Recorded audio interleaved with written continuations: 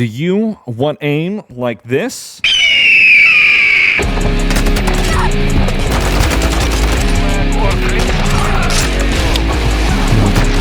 we start. Oh, fuck, I got all of that.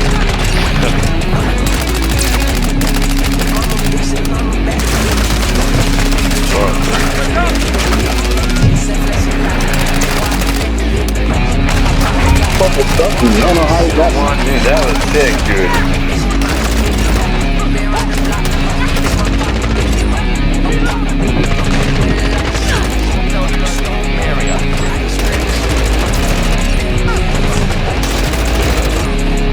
Yeah, stuff. I would stuff. Damn, bro. Keep it. I got shot. That's the shit. Now, the reality is you're not going to be able to get it right away. But I am going to explain how you can get the best aim for yourself, what's most comfortable for you.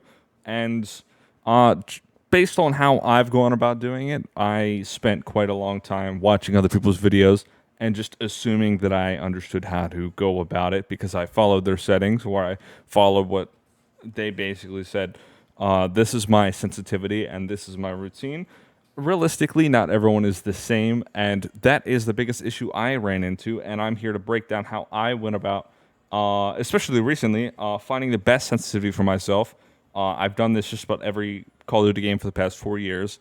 So what we're going to do, we're going to open up a private match, but keep in mind, this could be replicated inside of a firing range. Now, the firing range isn't as, how do I say, complete as using private matches, but of course, if you were to have private matches, this would be the way to go about it. You would set up a team deathmatch and have 2 bots against yourself, and I have 2 guns here in 2 parts how I would go about setting up my my aim and my sensitivities. So we're going to start with a P890. The P890 with the FTAC Vortex 200.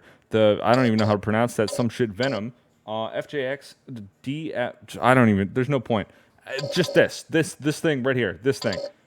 This is going to be used for your generalized wide, like wider targets. You're going to be aiming for the torso. Just getting used to how your sensitivity is, moving it in whole numbers rather than decimals to see where you want to work from. I currently play on a 3.1 with an 800 DPI. DPI isn't something everyone's going to be worried about. Usually most mice come at 800 or they come at 1600. Not everyone's going to be worried about that. This is going to be kind of a guide of feeling out what works best for you. Now moving on to the X12 class I have set up. This is basically it. I'm not going to go down the list. This is built for getting an idea of where your target's head is going to be and different parts of the body you should be aiming for. This is what it's built for, and this will go along with the exercise that I have. So here we're going to start off with this hole number 5. And you're just kind of look back and forth, moving side to side, looking where your targets would be. You're not going to focus on their height or where they'd be at just yet. 5 isn't really my sensitivity, but everyone else prefers something different. Not everyone else per se, but everyone prefers something different. This is going to be your way of figuring out what works. So you're going to be moving side to side. You don't have to flick hard. I know you could see a lot of people do that. You've seen it. Probably you could see it in my videos.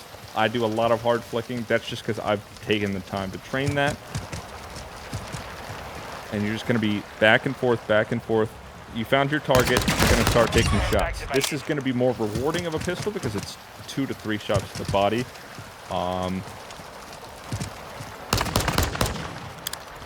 Just taking your time with it, taking it slow.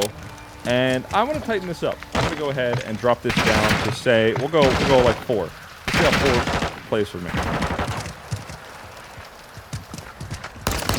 Feel a little bit more confident with 4.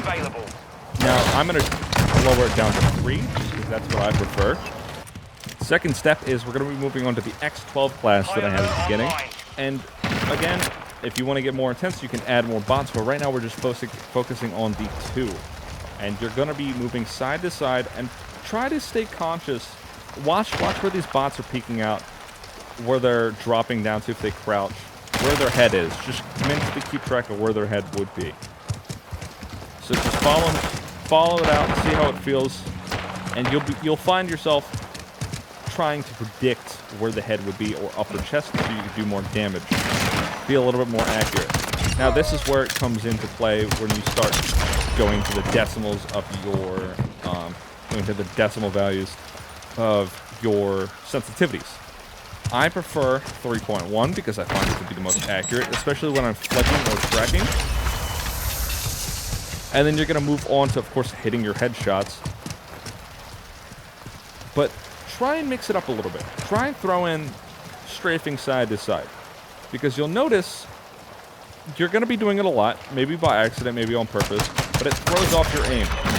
This is why I said you should take it a little slower with just the 2 bots.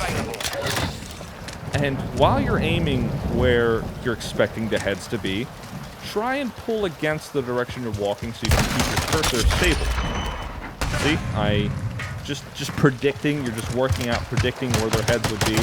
Sometimes they're going to crouch, that's how players are. You have to keep in mind that these are just 2 regular bots. If you want to up the ante, work yourself out, or maybe just training, or maybe stressing out your sensitivity a little bit more, you could try upping the difficulty on these bots, or you could add in maybe 3 or 4 bots and throw in mixed, so they become a little more unpredictable. You can't identify what they're going to be doing all the time, so it'll just throw you off. That's definitely a way I've built a lot of my classes, or taken the time to change my playstyle a little bit. AI don't always play like players. Of course, players are always going to be much more unpredictable. But this is just, of course, a crash course getting used to playing on mouse and keyboard, or just fine-tuning your sensitivity. Now, another way to do this, you'll see that my crosshair doesn't exist. I just have this little dot, this little guy right here.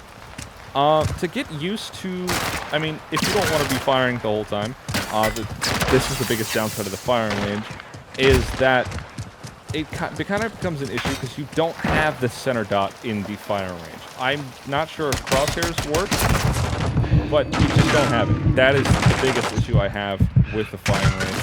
So what you're going to do is open up your settings, and you're going to be going down to interface. And when you get to interface, you're going to go down to HUD. This is where you're going to see your center dot. You're going to make sure that's on, and your crosshairs are going to be off. Now you can set your crosshairs to static because it won't sway.